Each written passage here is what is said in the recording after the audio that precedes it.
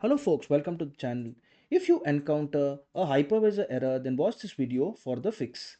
Now the first fix is to turn on the hypervisor features.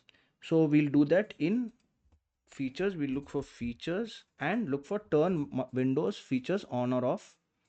Alright, and here we will search for hypervisor features and we will check all the boxes. I do not have it on my machine, but if you do have a hypervisor on your machine, then you can check it.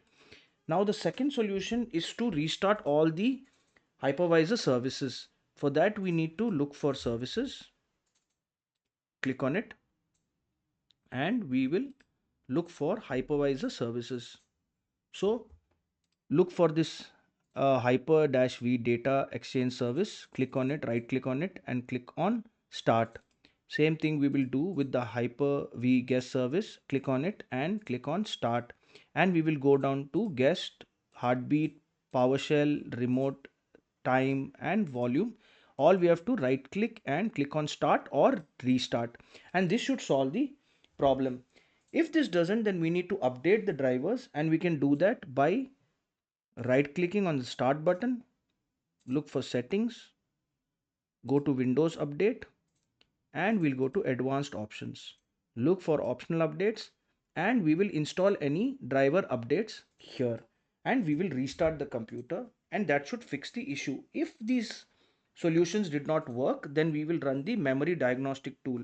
For that we need to click press down on the Windows and the R key together to open the run dialog box, and we need to enter the command mdsched